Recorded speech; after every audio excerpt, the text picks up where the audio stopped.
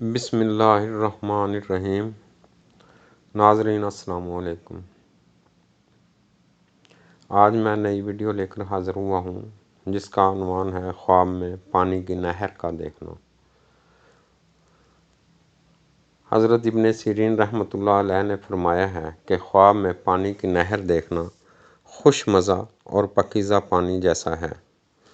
دلیل ہے کہ اس کی زندگانی اچھی گزرے گی، اور اگر دیکھے کہ نامعلوم نہر سے صاف پانی پیا ہے اور یہ شخص سفر میں ہے یا بیگانی جگہ میں ہے، دلیل ہے کہ نامعلوم کام میں مشغول ہوگا اور اپنی عمر گزارے گا، اور اس نہر سے پانی کے پینے کے مطابق منفعت پائے گا۔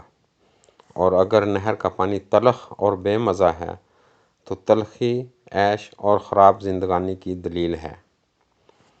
حضرت ابن سیرین رحمۃ اللہ علیہ نے فرمایا ہے کہ خواب میں نہر کا دیکھنا اس کی اصل وکیل ہے جو مقرب ہوگا۔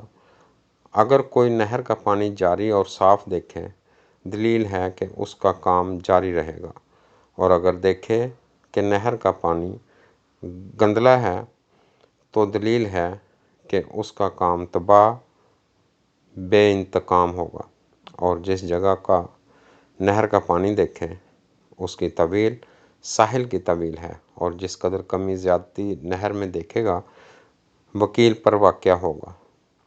اور اگر دیکھے کہ تخت پر بیٹھا ہے اور اس کے نیچے پانی جاری ہے، دلیل ہے کہ دولت و اقبال اس کی طرف رخ کرے گا اور اس کے دونوں جہاں کے احوال نیک ہوں گے۔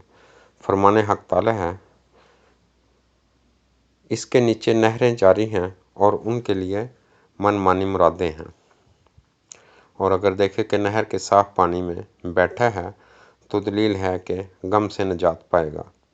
اگر بیمار ہے تو شفا پائے گا، قرض دار ہے تو قرض ادا ہوگا، سفر میں ہے تو وطن کو آئے گا۔